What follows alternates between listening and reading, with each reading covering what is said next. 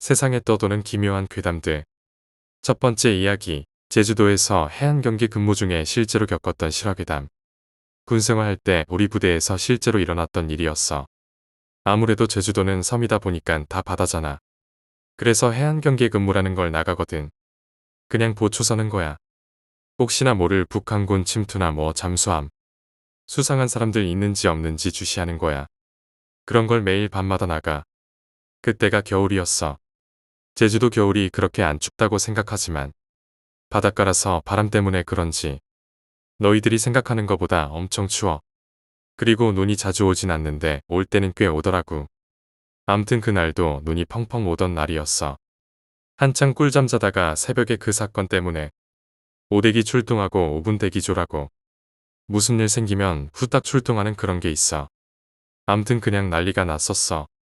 그때 나는 초번 근무라서 일찍 근무 서고 들어와서 자고 있었지. 갑자기 막 딱 깨우더니 사망사고가 발생했다고 하더라고. 난 진짜 북한군이 쳐들어온 줄 알고 깜짝 놀랐어. 암튼 오대기만 출동하고 우리는 내무실에서 무슨 일인지도 모르고 바짝 긴장한 상태로 완전 군장하고 대기하고 있었지. 곧 행정반으로 전화가 오더라고. 결론만 얘기하면 같은 내무실을 쓰던 김병장이란 애는 죽고 권일병이란 애는 실신해서 병원으로 실려갔대. 사고를 당한 김병장이랑 권일병이라는 애들은 새벽 2시였나? 그때 근무였어. 조선해부에 별다른 특이사항도 없고 누가 침투한 흔적도 없고 공격한 흔적도 없고 해서 현장 조사는 그걸로 마쳤나봐. 김병장의 사인은 심장마비였나? 동사였나? 정확히 기억은 안 나는데 아무튼 자다가 그냥 죽었다고 나왔나봐. 그래서 그 현장에 있었던 권일병이 이 미스테리를 풀어줄 유일한 사람이었지. 실신해서 병원에 실려간 권일병이 깨어나기만을 모두들 기다리는 상황이었어. 하루쯤 지나자 권일병이 깨어났어. 근데 애 상태가 영 안 좋았다고 하더라고. 뭘 본 건지 충격을 먹어서 실어증에 걸렸다고 해야 하나. 물어봐도 넋이 나간 사람처럼 대답을 못했다 하더라고. 우리 부대 사람들, 헌병대들, 그 사건을 아는 모두가 어떻게 된 건지 궁금해 미칠 지경이었지. 그렇게 이틀이라는 시간이 흘렀어. 근데 권일병이 뭔가 결심을 한 듯이 이야기를 시작했다고 해. 그의 첫마디는 조사관님, 지금부터 제가 하는 말 무조건 믿어주실 수 있습니까?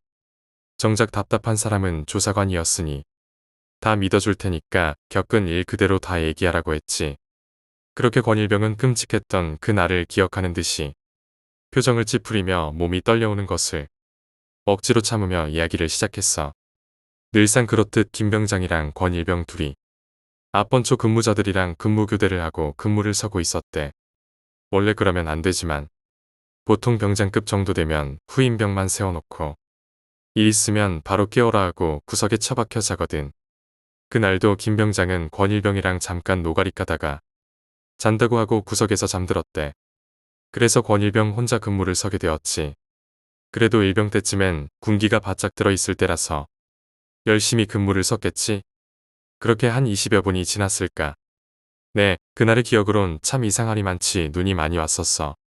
아무튼 권일병은 평소처럼 주변을 훑어보고 있었대. 근데 저 멀리서 거리조차도 가늠할 수 없는 곳에서 이상한 형광색의 빛이 뿌옇게 보이더래. 그때까지는 별거 아니겠지 하고 계속 그 형광빛을 주시하면서 다른 곳도 경계하는데 그게 정말 눈치채지 못할 만큼 아주 조금씩 다가오는 듯한 느낌을 받았대. 김병장을 깨울까 말까 고민하다가 아주 느리게 움직이니까 조금만 더 지켜보자 하고 기다렸대. 근데 진짜 그 형광빛이 나는 물체가 조금씩 다가오는 게 눈으로 보였다는 거야. 그제서야 권일병은 김병장을 깨우려고 불렀다 하더라고. 하지만 김병장은 안 일어나더래. 그래서 속으로 투덜거리면서 그 빛에서 눈을 떼지 않고 쳐다보고 있었대. 이게 조금씩 점점 다가오니까 점점 형체가 보였다더라고. 그 형체는 사람이었다 그러더라고. 꼼지락거리며 사람이 엎드린 상태로 얼굴까지 바닥에 파묻은 상태에서 눈바퀴를 꼼지락거리면서 기어오던 게 보이더라는 거야. 권일병은 뭐야 저게 하면서 김병장을 다시 깨웠대. 원래 선임병을 깨울 때 몸에 손을 대고 깨우면 엄청나게 갈굼을 당하지만 그따위 것은 생각도 안 나고 너무 무서워서 눈은 그 얼굴까지 땅에 박고 꼼지락거리면서 오는 그걸 보면서 김병장을 막발로 찼대. 그렇게 해도 김병장은 안 일어났다고 하더군. 그래서 초소 안에 있는 전화로 상황실에 전화를 걸려고 했대. 근데 전화기를 든 순간 전화가 불통이었다는 거야. 앞에서는 얼굴을 땅에 박은 인간이 팔다리를 꼼지락거리면서 오고 있지. 전화는 안 되지. 김병장은 발로 차대도 일어나지를 않지. 완전 미칠 것 같았대.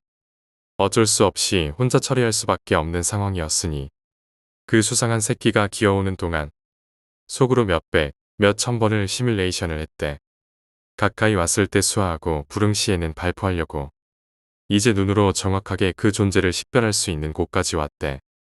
근데 얼굴을 땅에 박은 상태로 꼼지락거리며 기어오는 모습은 똑같은데 그 수상한 새끼가 같은 군복을 입고 있었다는 거야. 권일병은 뭐지? 무슨 상황이지? 왜 하필이면 내가 근무할 때 이런 일이 생기냐고 생각을 하면서 조정관 연발로 놓고 방아쇠에다 손가락을 올렸대. 꼼지락거리며 기어오던 그 새끼는 결국 초소 근처까지 왔고 권일병은 심호흡 한 번 내쉬고 수화를 했다는 거야. 그래서 권일병이 수화를 했는데 정체를 알 수 없는 그 새끼가 동작을 갑자기 딱 멈추더래. 원래는 수화 3회 불응 시 발포가 원칙인데 막상 총을 쏠려니 망설여져서 한 번 더 수화를 했대. 손들어. 움직이면 쏜다. 화랑. 하는 순간 처음부터 끝까지 얼굴을 받고 있던 그 새끼가 몸은 엎드린 상태로 얼굴만 스윽하고 들기 시작했다는 거야. 권일병은 잔뜩 긴장한 상태로 얼굴을 보려고 했지. 근데 권일병은 그 새끼 얼굴을 확인하자마자 기절을 해버렸대. 그 인간 같지도 않던 그 새끼의 얼굴은 바로 옆에서 자고 있던 김병장이었다는 거야. 입이 아주 찢어질 만큼 끔찍하게 웃고 있었다더군. 그 모든 얘기를 듣던 주사관은 권일병의 상태로 봐서는 도저히 거짓말 같지가 않아서 일단 권일병에게 병원에서 쉬라고 하고 우리 지역에서 유명한 무속인에게 물어봤다는 거야. 주사관은 그 무속인에게 모든 걸 이야기해줬더니 그 무속인이 하는 말이 충격적이었어. 그 김병장이라는 사람은 아마 권일병이 봤다던 그 형광색의 빛이 보였던 시점부터 이미 죽어 있었을 게야. 원래 이승에 미련이 많던 사람이 죽거나 자기 죽음이 너무 억울하다 생각되면 같이 저승갈 사람을 찾거나 아니면 살아있는 사람 몸속에 들어가려고 한단 말이여. 아마 김병장이란 사람은 권일병의 몸속에 들어가려고 했나벼. 권일병이 기절한 게 천운이었지. 사람의 혼이 드나드는 통로가 눈 사이에 미간에 있는데 사람이 기절한다는 게 혼이 빠지는 거여. 육체랑 혼이 분리되는 거지. 그래서 그 혼이 육체를 못 빠져나가도록 스스로 그 통로를 막아버리는 게지. 조금만 더 늦게 기절했더라면 김병장이 권일병의 몸속으로 들어갔을 거여. 그 후에 그 무속인은 김병장이 죽었던 곳에 와서 천도제를 지내줬고 권일병은 얼마 못 있다 정신쇠약이었나. 아무튼 복무부적격 판정을 받고 일병제대를 했어. 두 번째 이야기, 눈이 멀었다. 사랑하면 눈이 먼다는 말이 있다. 나 역시 마찬가지였다. 어느 여자에게 반한 뒤 매일 그 사람을 생각하며 문자를 보냈다. 돌이켜보면 스스로가 제정신이 아니었던 것 같다. 마치 사이비 종교에 빠진 사람 같았달까. 몇 달 정도 지나 사귀기 시작한 다음에는 더욱 심해졌다. 그 여자가 부탁하면 뭐든지 했다. 큰 돈도 아깝다는 생각 없이 건네줬고 보고 싶다고 하면 휴가까지 쓰고 달려갔다. 평범한 커플이라면 그 정도까지 될 일은 없겠지. 그러던 어느 날 그녀가 모르는 남자의 이름과 주소가 적힌 쪽지를 건네주면서 아리라는 사람을 죽이고 와 라고 말했다. 나는 아무 의문도 없이 고개를 끄덕이고 가방에 식칼을 넣고 밖으로 나섰다. 묘하게 신이 나서 달려가는데 너무 신을 냈는지 그만 넘어지고 말았다. 무릎이 왕창 까지고 머리도 살짝 부딪혔다. 그 순간 지금까지 돈을 갖다 바치고 이번에는 살인마저 서슴지 않으려는 스스로가 너무나도 이상하다는 걸 깨달았다. 나는 집으로 돌아왔다. 문을 열자 그녀는 없었다. 그 후 두 번 다시 만나지 못했다. 그녀의 사진도 입었던 옷과 신었던 구두도 다 남아있지만 어쩐지 처음부터 그녀라는 존재가 없었던 것처럼 느껴졌다. 그대로 그 남자의 집까지 갔다면 나는 아마 그 남자를 죽였겠지. 그런데 그녀는 어디로 사라진 걸까? 세 번째 이야기, 박제. 6주 정도 전부터 일어난 일이다. 내 연인이 나보다 전화를 보며 웃는 일이 더 많아졌다. 얘기할 때도 그녀는 전화만 주시하고 있다. 비밀번호도 바뀌었다. 예전 비밀번호도 모르고 여태 물은 적도 없었지만 액정에 남은 자국으로 보건대 가장 많이 누르는 번호도 바뀐 모양이다. 저녁을 먹을 때도 내가 가장 신경을 쓸 때도 우린 그 작은 진동에 방해받는다. 지금도 그리고 앞으로도 계속 말이다. 평정을 유지하려고 애쓰며 그녀가 날 신경 쓰도록 더 노력했다. 특별 요리를 만들고 내가 하고 싶은 일 대신 그녀가 가장 좋아하는 곳에 데려다주고 그녀가 특별하다 느낄 수 있게 최선을 다했다. 하지만 여전히 그녀는 전화에 정신이 팔려 있었다. 밤이 되면 난 이 생각들로 괴로워했다. 가끔은 새벽이 되도록 업무의 지장이 갈 정도였다. 한 달하고 좀 더 지났을 때 상사인 안젤라가 날 불렀다. 우리는 길게 얘기를 나눴고 난 가족이 사망해 마음이 괴롭다고 거짓말했다. 놀랍게도 그녀는 필요한 만큼 쉬다 와도 좋다고 했지만 이 친절함은 그녀가 내게 베푼 것 중 최악의 일이었다. 여자친구는 그날 밤 늦게 일을 하고 있었고 내가 날이 밝도록 탁자에 앉아있는 걸 보고 놀랐다.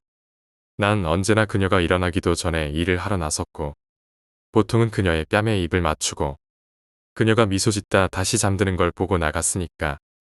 잠깐의 침묵 끝에 그녀는 미소 짓더니 왜 내가 아직 집에 있는지 묻기 전에 뺨에 입맞춤했다. 안젤라가 휴가를 좀 줬다고 하자 그녀는 날 따스하게 껴안았다. 내가 품고 있던 두려움이 그녀의 애정 앞에 눈 녹듯이 사라지는 것만 같았다. 아침으로 와플을 먹는 동안 그녀를 다시 한번 훑어봤다. 휴대폰을 보며 읽고 웃고 답장하고 잠금. 아까 느꼈던 애정이 간데 없이 사라졌고 공허함이 가슴을 채워갔다. 그녀는 내 맞은편에 앉아 와플을 뺏어가더니 날 보며 미소 지었다. 나는 일은 어떤지 물으며 짧은 대화라도 하려 했다. 건성으로 대답하곤 액정을 보며 날 올려다보다 눈이 마주쳤다. 휴대폰을 보고 있던 걸 눈치챈 모양이었다. 일 때문에 온 거야. 그녀가 답했다. 거짓말이 가슴 속 뭔가를 망가뜨리는 것 같았다. 난 다시 와플을 먹었다. 테이블 너머로 그녀에게 미소 지었지만 마주짓는 미소엔 거짓밖에 느껴지지 않았다. 전화가 몇 번 더 울렸지만 그녀는 식사 중이었던 터라 무시했다. 가끔 눈을 마주쳤다. 와플에 시럽을 더 뿌리고 천천히 한 입 크기로 잘랐다. 시선은 여자친구의 얼굴에 고정시킨 채로 나한테서 뺏어간 와플과 커피를 먹은 뒤였다. 그녀는 일하러 나가야 한다며 휴대폰을 들고 자리를 떴다. 그녀는 그렇게 집을 나섰다. 그날 밤 그녀는 일찍 돌아왔다. 수상쩍은 냄새가 났다. 집안에 다른 남자가 있는 것만 같은 느낌이었다. 카레에 넣을 양파를 썰기 전 뺨에 입을 맞추고 가볍게 포옹했다. 우리는 부엌에서 다정하게 얘기했고 진동음이 들렸다. 신경이 바싹 곤두서 칼질을 멈췄다. 그녀를 보기 전에 칼날은 그린페퍼를 반쯤 파고들어 있었다. 그 입은 웃고 있었지만 눈은 거짓말을 할 수 없었다. 칼을 내려놓고 뒷문으로 향했다. 어디로 가냐고 물었지만 그저 바람을 쐬러 간다고 했다. 문 손잡이를 돌리기 전 액정을 누르는 소리가 들렸다.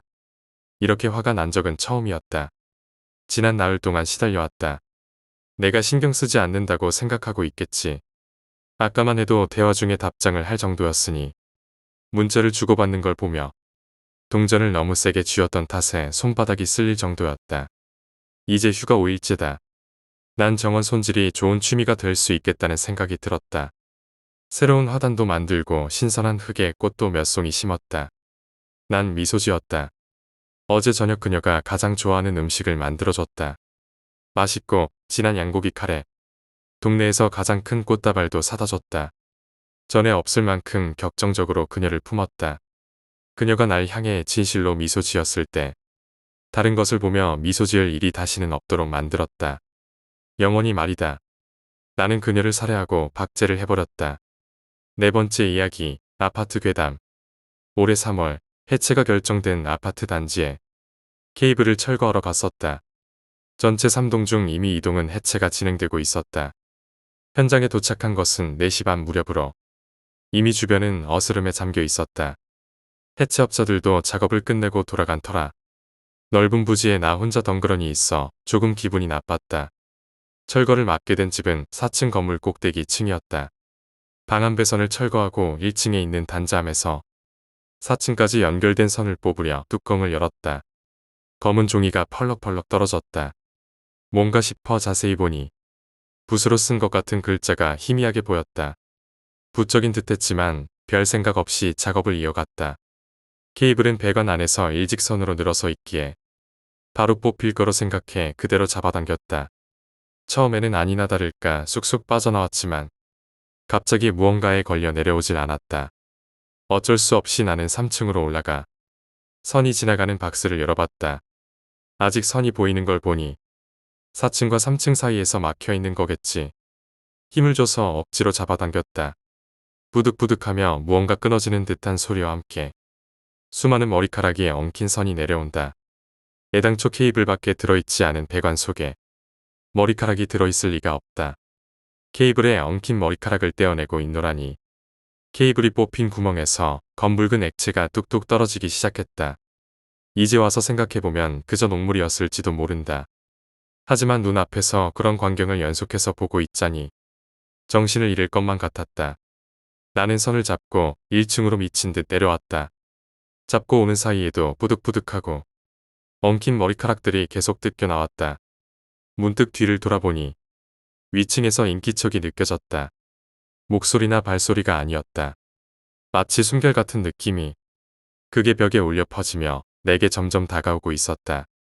나는 곧바로 손에 엉킨 머리카락을 뿌리치고 케이블을 뽑은 채 거기서 달아났다. 지금 그 단지는 철거되고 공터만이 남아있다. 5번째 이야기, 화마. 그 일이 시작이 되었던 건 고등학생 때인 것 같아요. 정말 찢어지게 가난해서 산 중턱에 다 쓰러져가는 집에서 살고 있었습니다. 집 바로 위에는 묘가 있었고 집으로 오는 길에도 묘가 꽤 있었습니다. 주변으로는 인가가 정말 없어서 저희 집과 계곡이 파는 집이 있었고 가까운 인가라고 해봐야 나무숲 건너 한 10분은 걸어가야 나오는 마을이 다였습니다. 학교 가는 버스를 타려면 걸어서 1시간 30분을 가야 할 정도로 시골이었죠. 그때는 가을을 지나 초겨울이 되던 쌀쌀한 밤이었어요. 평소와 다름없이 방에서 게임을 하던 저는 집 밖에서 다급한 목소리로 부르는 엄마의 목소리에 팬티 바람으로 집을 나갔습니다. 집 주변에 아무도 없어 밤에는 팬티하고 셔츠만 입고 잘 돌아다녔었죠. 어찌됐건 후다닥 밖을 나가보니 어머니가 아랫집에 불이 났다며 어떻게 하냐고 그러시는 거예요. 아랫집이 개 잡는 집이라 불로 개를 태워서 털을 벗기는 곳이 있었는데 그 불이 크게 나버린 거죠. 아랫집 아저씨는 집에 없었고 아랫집이 헐헐 타는데 어찌나 거세던지 주변이 훤한 대낮 같았습니다. 엄마한테 얼른 신고하라고 하고는 저는 집 주변 무량동이로 물을 나르며 불을 껐습니다. 아무래도 산중턱이고 올라오는 길이 험하다 보니 소방차도 늦게 왔는데 미친 듯이 물을 나르며 부었던 덕분인지 다행히 크게 번지지는 않았습니다. 처음으로 큰 불을 직접 목격하고 끄던 날이었는데 그게 화재와의 인연이 시작되었던 날인 것 같습니다. 어찌어찌 대학 졸업을 하고 소기업에 취업을 하게 되었습니다. 처음으로 장기 출장으로 안산을 가게 되었는데요. 7층짜리 건물에서 고시원 생활을 처음으로 하게 되었습니다. 고시원이다 보니 3층에는 캬바레가 있고 지하에는 나이트가 있어서 새벽 3시에 퇴근해서 집에 도착하면 음악 소리가 울려서 쿵쿵하는 소리와 엘리베이터 소음으로 귀에 이어폰을 끼고 겨우 서너 시간 자던 시절이죠. 그런 재밌는 생활을 하던 어느 날, 그날도 어김없이 새벽 4시에 퇴근해서 잠을 자던 날이었습니다. 잠결에 매캐한 연기가 느껴졌는데 너무 피곤해서 그냥 자고 있었죠. 방송으로도 3층 캐바레에서 불이 났는데 진화하고 있으니 가만히 방에서 기다리라고 하더군요. 잠결에 일어나기도 귀찮고 곧 출근이라 그냥 잠을 자는데 같이 일하던 과장님이 문을 두드려서 절 깨웠습니다. 얼른 나가야 한다고, 지금 여기 있으면 안 된다고. 귀중품만 얼른 챙기고 문을 여니 연기가 확 밀려 들어오더군요. 수건에 물을 적셔서 얼른 비상문으로 나갔습니다. 나가는데 고시원 관리인이 왜 나가냐고 고래고래 소리 지르는 건 덤이었고요. 어쨌든 나가보니 3층에서는 불이 아직 살아있었고 살수차가 유리창을 깨고서 물을 뿌리고 있고 아주 그냥 아수라장이더군요. 날이 살짝 밝아오긴 했지만 일단 새벽이라 저를 데리고 나온 과장님과 함께 대중탕에 갔습니다. 지금 생각해보니 그 불이 더 커져서 계속 타고 올라왔으면 큰일이 났을 것 같네요. 못해도 연기를 많이 들이마셔서 입원하지 않았을까요? 다행히 인명피해는 없었다고 하는데 고시원의 미친 대응력 때문에 다른 고시원을 알아보던 기억도 나고 그 정도 일 가지고 뭔 소란이냐며 비웃던 동료들과 임원분들이 생각나네요. 수원으로 출장 가서는 고시원 일도 있고 해서 절대로 원룸을 고르겠다고 설득해서 원룸살이를 했습니다. 그날따라 밤 늦게 퇴근해서 새벽 1시쯤에 불을 다 끄고 침대에 누워 휴대폰을 하고 있었는데요. 밖에서 누가 차를 건드렸는지 경고벨 소리가 나더군요. 금방 그치겠거니 했던 그 소리가 1분이 지나고 5분이 지나도 계속돼서 이상하고 짜증나는 마음에 창문을 열었더니 밖에 사람들이 모여 웅성대고 있고 연기가 나더군요. 나가봤더니 차량에 불이 붙어서 매캐한 연기가 나고 있고 사람들은 어떡하냐고 하고 있고 소방차가 오는 것까지 보고 저는 들어갔습니다. 근데 다음날 인터넷 뉴스를 보니 여자가 타고 있었다고 하더군요. 저는 차량 안을 제대로 들여다보지도 못했고 불이 너무 커져서 차량을 뒤덮은지라 그냥 차에서 불이 났었구나 했는데 어쩐지 사람들이 어떡하냐면서 우는 사람도 있더라니.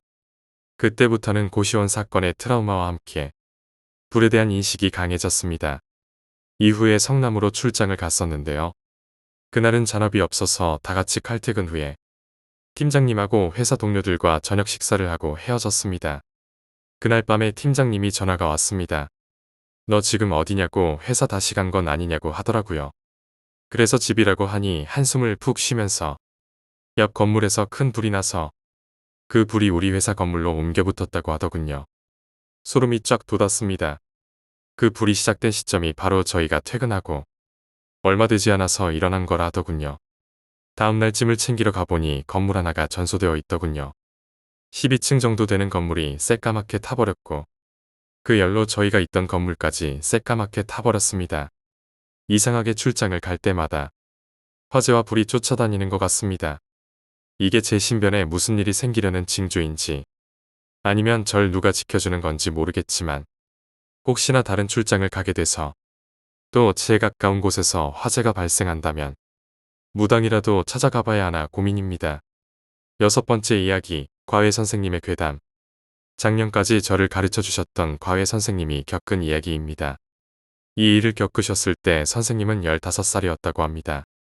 그 당시 선생님은 가족들과 함께 시골의 고모댁에 놀러 갔었다고 합니다. 선생님은 해가 지도록 하루 종일 근처의 강가에서 놀았고 그 탓에 피곤해서 잠자리에 들자마자 바로 잠에 빠졌다고 합니다. 그런데 새벽이 되자 갑자기 심한 복통이 느껴졌다고 합니다. 선생님은 일어나 화장실에 가려고 했죠. 고모댁은 여느 시골집과 마찬가지로 화장실이 집 안이 아니라 밖에 있었습니다. 밖은 무척 어두운 데다 빛이라곤 옆에 작은 전등뿐이었던 터라 무서웠지만 다행히 밖에는 고모가 기르시던 개 한 마리가 깨어 있었습니다. 개는 선생님을 보고 무척 반가워했고 선생님은 화장실에 가는 것도 있고 잠시 개와 놀아주다 화장실로 들어갔다고 합니다. 그때까지만 해도 주변에는 아무도 없었다고 합니다. 그런데 화장실 문을 닫고 변기에 앉으려고 하자마자 누군가가 문을 쾅쾅 두드리는 것입니다. 화장실에 들어오고 나서 5초도 지나지 않았을 때였습니다. 당황한 선생님은 어찌할 줄 모르고 가만히 서 있었는데 바깥에서는 계속 문을 두드렸다고 합니다. 선생님은 덜덜 떨면서 사람 있어요 라고 말했습니다. 그러자 그 순간 밖이 조용해졌다고 합니다.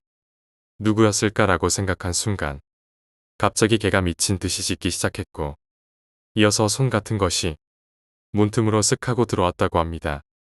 마치 막노동을 하는 노동자의 손처럼 매우 거친 느낌의 손이었다고 합니다. 선생님은 얼음처럼 그 자리에 가만히 서서 그 손을 바라보고 있었다고 합니다. 그리고 몇 분쯤 지나자 손은 들어왔던 건 마냥 쓱 하고 사라졌습니다. 선생님은 손이 사라지는 것을 보자마자 문을 벌컥 열었습니다. 그런데 분명 손이 사라진 지 3초도 걸리지 않았는데도 바깥에는 아무도 없었다고 합니다.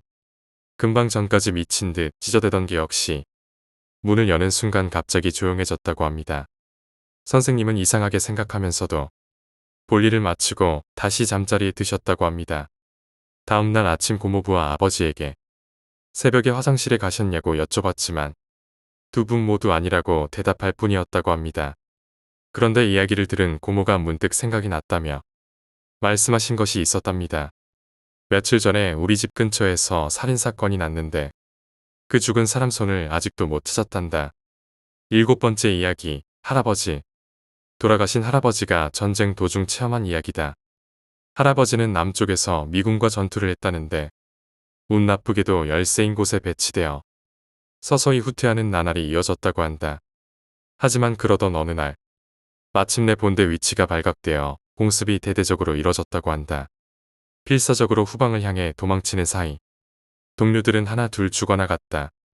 할아버지도 죽음을 각오하고 이동했지만 하루만 더 가면 안전해질 지점에서 폭탄이 떨어졌단다.